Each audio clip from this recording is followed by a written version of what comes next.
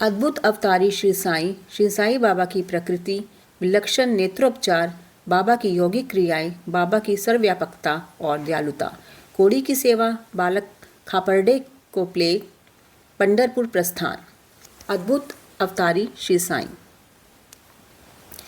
साईं बाबा यौगिक क्रियाओं में, जिनमें धोती 3 इंच चौड़े व 22 इंच लंबे कपड़े के भीगे हुए टुकड़े से पेट को स्वच्छ करना, खंड योग अर्थात अपने शरीर के अवयवों को पृथक पृथक कर उन्हें पुनः पूर्ववत जोड़ना, और समाधि आदि भी सम्मिलित हैं। वे प्रारंगिक थे। वे हिंदू थे, लेकिन शरीर से वे यवन से प्रतीत होते थे। कोई भी निश्चयपूर्वक नहीं कह सकता था कि वे हिंदू थे या यवन। वे हिंदुओं का रामनवमी उत्सव यथाविधि मनाते थे, और साथ ही मुसलमानों का चंदनोत्सव भी। वे उत्सव में दंगलों को प्रोत्साहन तथा विजेताओं को पर्याप्त पुरस्कार देते थे। गोकुल अष्टमी को वे गोपाल काला उत्सव भी बड़ी धूमधाम से मनाते थे। ईद के दिन में मुसलमानों को मस्जिद में नमाज पढ़ने के लिए आमंत्रित किया करते थे। एक बार मुहर्रम के मौके पर मुसलमानों ने मस्जिद में ताजिए बनाने व कुछ दिन वहां रख कर जुलूस निकालने का कार्यक्रम बनाया, लेकिन साईं बाबा ने केवल 4 दिन ही ताजियों को वहां रखने दिया और 5वें दिन लिया बिना किसी राग द्वेष के उन्हें वहां से हटवा दिया। यदि समझा जाए कि वे यमन थे तो उनके कान हिंदुओं की रीति के अनुसार छिदे हुए थे, और यदि समझे कि वे हिंदू थे तो वे सुन्नत कराने के पक्ष में थे। नाना साहेब चांदोरकर, जिन्होंने उनको बहुत समीप से देखा था, उनके अनुसार उनकी सुन्नत नहीं हुई थी। साई लीला पत्रिका में श्री B.V. देव द्वारा लिखित लेख बाबा यमन की हिंदू पृष्ठ 562 में वर्णित है के अनुसार यदि उन्हें हिंदू घोषित करे तो वे सदा मस्जिद में निवास करते थे, और यदि यमन कहें तो वे सदा वहां धूनी प्रज्वलित रखते थे तथा अन्य कर्म जो कि इस्लाम धर्म के विरुद्ध है, जैसे चक्की पीसना, शंख तथा घंटानाद, होम आदि कर्म करना, अन्नदान और अर्घ्य पूजन आदि सदैव वहां चलते रहते थे। यदि बाबा को यमन कहा जाए तो कुलीन ब्राह्मण व अग्निहोत्री भी उन्हें साष्टांग प्रणाम करते थे। यदि किसी ने उनके देश गांव के बारे में जानना चाहा तो वे मोहित होकर प्रश्न करना ही भूल गया। कहने का आशय यह है कि कोई भी इस निर्णय तक नहीं पहुंच सका कि बाबा यमन थे या हिंदू। वस्तुतः जो अहम व इंद्रजन्य सुखों को तिलांजलि देकर ईश्वर की शरण में आ जाता है तथा जब उसे ईश्वर से अभिन्नता प्राप्त हो जाती है, तब उसकी कोई जाति पांति नहीं रह जाती। इसी श्रेणी में श्री साईं बाबा थे। वे जातियों और प्राणियों में जरा भी भेदभाव नहीं रखते थे। फकीरों के साथ वे आमिष और मछली का भी सेवन कर लिया करते थे। कुत्ते भी उनके भोजन पात्र में मुंह डालकर स्वतंत्रता पूर्वक खाते थे, परंतु उन्होंने कभी कोई आपत्ति नहीं की। ऐसा अपूर्व और अद्भुत श्री साईं बाबा का अवतार था। यथार्थ में बाबा अखंड सच्चिदानंद थे। उनकी महानता और अद्वितीयता का बखान कौन कर सकता है। जिसने उनके श्री चरण कमलों की शरण ली, उसे साक्षात्कार हुआ। अनेक सन्यासी, साधक और अन्य मुमुक्षुजन भी श्री साईं बाबा के पास आया करते थे। बाबा भी सदैव उनके साथ चलते फिरते, उठते बैठते, उनसे वार्तालाप, मनोरंजन करते थे। अल्लाह मालिक सदैव उनके होठों पर रहता था। वे कभी भी विवाद और मतभेद में नहीं पड़ते थे तथा सदा शांत और स्थिर रहते थे, परंतु कभी कभी वे क्रोधित हो जाया करते थे। वे सदैव ही वेदांत की शिक्षा देते थे। कोई भी अंत तक नहीं जान सका कि श्री साईं बाबा वास्तव में कौन थे। स्वयं ज्ञानावतार होकर भी वे सदैव अज्ञानता का प्रदर्शन करते थे। उन्हें आदर सत्कार से सदैव अरुचि थी। इस प्रकार का श्री साईं बाबा का वैशिष्ट्य था। शरीरधारी होने पर भी कर्मों से उनकी ईश्वरता स्पष्ट झलकती थी। शिरडी के नर नारी उन्हें परब्रह्म ही मानते थे। श्री साईं बाबा के एक अंतरंग भक्त महालसापति, जो कि बाबा के साथ मस्जिद तथा चावड़ी में शयन करते थे, उन्हें बाबा ने बतलाया था कि मेरा जन्म पार्थडी के एक ब्राह्मण परिवार में हुआ था। मेरे माता पिता ने मुझे बाल्यावस्था में ही एक फकीर को सौंप दिया था। जब यह चर्चा चल रही थी तभी पाथर्डी से कुछ लोग वहां आए तथा बाबा ने उनसे कुछ लोगों के संबंध में पूछताछ भी की। श्रीमती काशीबाई कानेटकर, पुणे की एक प्रसिद्ध विदुषी महिला, ने साईं लीला पत्रिका भाग 2 सन 1934 के पृष्ठ 79 पर अनुभव नंबर 5 में प्रकाशित किया है कि बाबा के चमत्कारों को सुनकर हम लोग अपनी ब्रह्मवादी संस्था की पद्धति के अनुसार विवेचना कर रहे थे कि साईं बाबा ब्रह्मवादी है या वाममार्गी। कालांतर में जब मैं शिरडी गई तो मुझे इस संबंध में अनेक विचार आ रहे थे। जैसे ही मैंने मस्जिद की सीढ़ियों पर पैर रखा कि बाबा उठकर सामने आ गए और अपने हृदय की ओर संकेत कर मेरी ओर घूरते हुए क्रोधित होकर बोले कि यह ब्राह्मण है, शुद्ध ब्राह्मण, इसे वाम मार्ग से क्या प्रयोजन। यहाँ कोई भी यमन प्रवेश करने का दुस्साहस नहीं कर सकता और ना ही वह करे। पुनः अपने हृदय की ओर संकेत करते हुए बोले कि यह ब्राह्मण लाखों मनुष्यों का पथ प्रदर्शन कर सकता है और उनको अपर्याय वस्तु की प्राप्ति करा सकता है। यह ब्राह्मण की मस्जिद है, यहाँ किसी वाम मार्गी की छाया भी नहीं पड़ने दूंगा। श्री साईं बाबा की प्रकृति। शिरडी के प्राय सभी मंदिरों का उन्होंने जीर्णोद्धार करवाया है। श्री तात्या पाटिल के द्वारा शनि, गणपति, शंकर, पार्वती, ग्राम्य देवता और हनुमान आदि के मंदिर ठीक करवाए। उनका दान भी विचित्र था।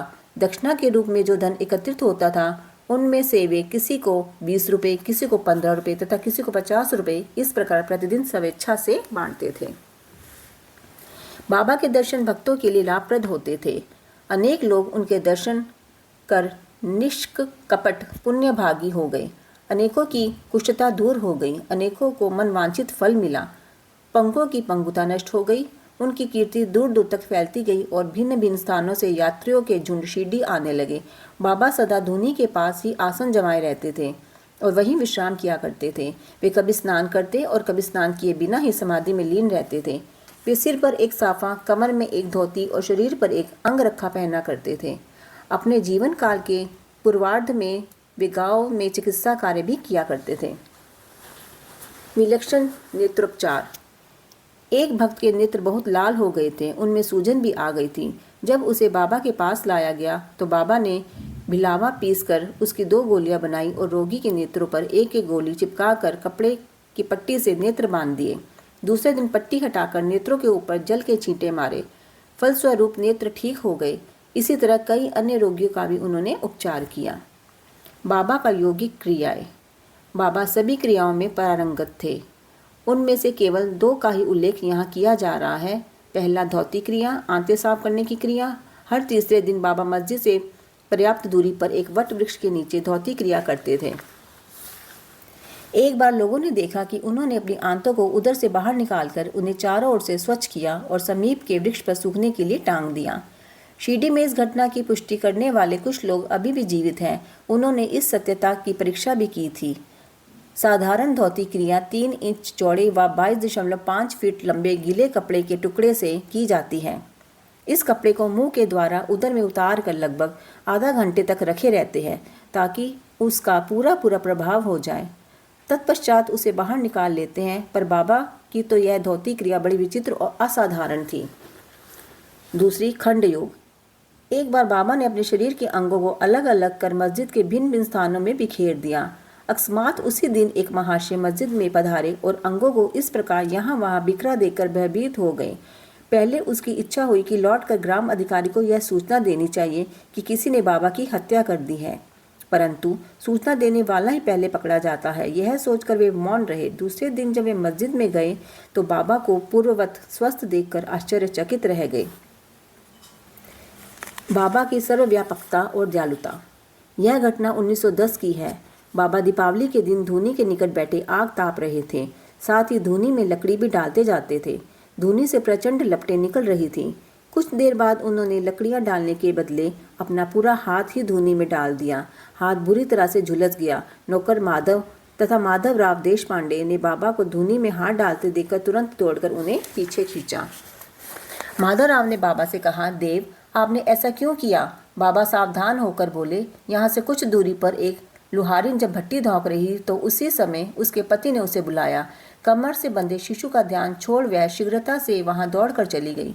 दुर्भाग्य से शिशु फिसलकर भट्टी में गिर पड़ा। मैंने तुरंत भट्टी में हाथ डालकर शिशु को बचा लिया। मुझे अपना हाथ जलने का दुख नहीं है, बल्कि मुझे संतोष है कि एक मासूम का जीवन बच गया। कोड़ी की सेवा। माधवराव देशपांडे के द्वारा बाबा का हाथ जल जाने का समाचार पाकर श्री नाना साहेब चांदोरकर बंबई से सुप्रसिद्ध डॉक्टर श्री परमानंद के साथ दवाइयाँ, लेप, पट्टियाँ आदि लेकर शीघ्रता से शिरडी आए। उन्होंने बाबा से डॉक्टर परमानंद को हाथ की जांच करने और जले हुए स्थान पर दवा लगाने की अनुमति मांगी। लेकिन बाबा ने अनुमति नहीं दी। हाथ जल जाने के पश्चात एक कोढ़ी भक्त भागोजी शिंदे उनके हाथ पर सदैव पट्टी बांधते थे। उनका कार्य था प्रतिदिन जले हुए स्थान पर घी मलना और उसके ऊपर एक पत्ता रखकर पट्टियों से उसे पुनः पूर्ववत कस कर बांध देना। घाव शीघ्र भर जाए, इसके लिए नाना साहेब चांदोरकर ने पट्टी छोड़ने तथा डॉक्टर परमानंद से जांच व चिकित्सा कराने का बाबा से बारंबार अनुरोध किया। यहाँ तक कि डॉक्टर परमानंद ने भी अनेक बार प्रार्थना की, परंतु बाबा ने यह कहते हुए टाल दिया कि केवल अल्लाह ही मेरा डॉक्टर है। उन्होंने हाथ का परीक्षण करवाना अस्वीकार कर दिया। डॉक्टर परमानंद की दवाइयाँ शिरडी के वायुमंडल में ना घुल सकी और उनका उपयोग ही हो सका। फिर भी डॉक्टर साहब का परम भाग्य था जो उन्हें बाबा के श्री दर्शन का लाभ हुआ। भागोजी को दवा लगाने की अनुमति मिल गई।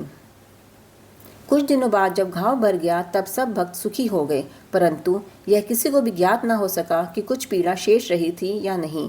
प्रतिदिन प्रातःकाल घृत से हाथ की मालिश और पुनः कसकर पट्टी बांधने का क्रम श्री साईं बाबा की समाधि पर्यंत चलता रहा।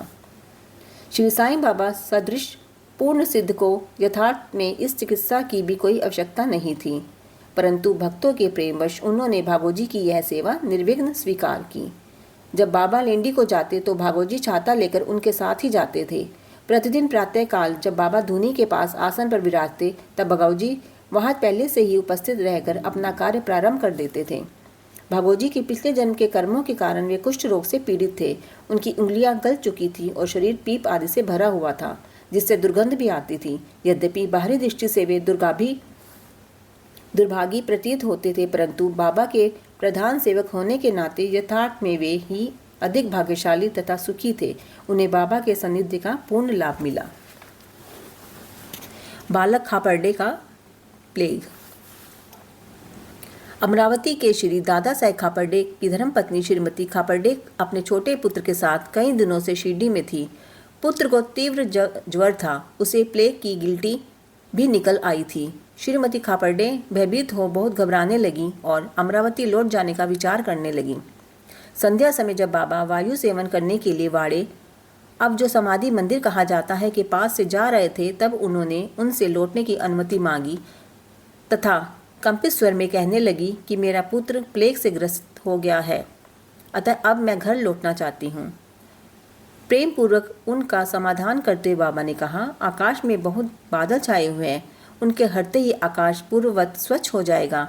ऐसा कहते हुए उन्होंने कमर तक अपनी कफनी ऊपर उठाई और वहाँ उपस्थित सभी लोगों को अंडों के बराबर 4 गिल्टियाँ दिखाकर कहा, देखो मुझे अपने भक्तों के लिए कितना कष्ट उठाना पड़ता है, उनके कष्ट मेरे हैं। दरअसल संतों का हृदय मोम से भी कोमल होता है, वे भक्तों के प्रेमवश ही उनके कष्ट स्वयं झेलते हैं। पंढरपुर प्रस्थान। नाना साहेब चांदोरकर बाबा के परम भक्त थे। वे खानदेश में नंदूरबार में मामलतदार थे। उनका स्थानांतरण पंढरपुर हो गया और शीघ्र ही कार्यभार संभालना था, इसलिए वे किसी को पूर्व सूचना दिए बिना ही शीघ्रता से शिरडी रवाना हो गए। वे अपने पंढरपुर शिरडी अचानक ही पहुंचकर अपने विठोबा साईं बाबा को नमस्कार कर आगे प्रस्थान करना चाहते थे, परंतु बाबा से क्या छिपा था, वे तो सर्वज्ञ थे। जैसे ही नाना साहेब नीम गांव पहुंचे, जो शिरडी से कुछ ही दूरी पर है, बाबा पास बैठे मालसापति अप्पा शिंदे और काशीराम से वार्तालाप कर रहे थे। उसी समय मस्जिद में स्तब्धता छा गई और बाबा ने अचानक ही कहा, चलो चारों मिलकर भजन करें, पंढरपुर के द्वार खुले हुए हैं, यह भजन प्रेम पूर्वक गाएं। पंढरपुरला जायाचे तिंथेज मजला रहाचे, तिंथेज मजला रहांचे, घर ते माझ्या रायांचे। सब मिलकर यह गाने लगे। भावार्थ, मुझे पंढरपुर जाकर वहीं रहना है, क्योंकि वह मेरे स्वामी ईश्वर का घर है। बाबा गाते जाते और भक्तगण उसे दुहारते जाते। कुछ समय में नाना साहेब ने वहां सकुटुंब पहुंचकर बाबा को प्रणाम किया। उन्होंने बाबा से पंढरपुर पधारने तथा वहां निवास करने की प्रार्थना की। भक्तगणों ने नाना साहेब को बतलाया कि बाबा पंढरपुर वास के भाव में पहले से ही थे। यह सुनकर नाना साहेब द्रवित हो उनके श्री चरणों पर गिर पड़े और बाबा की आज्ञा ऊदी तथा आशीर्वाद प्राप्त कर वे पंढरपुर रवाना हो गए। ओम साईं राम।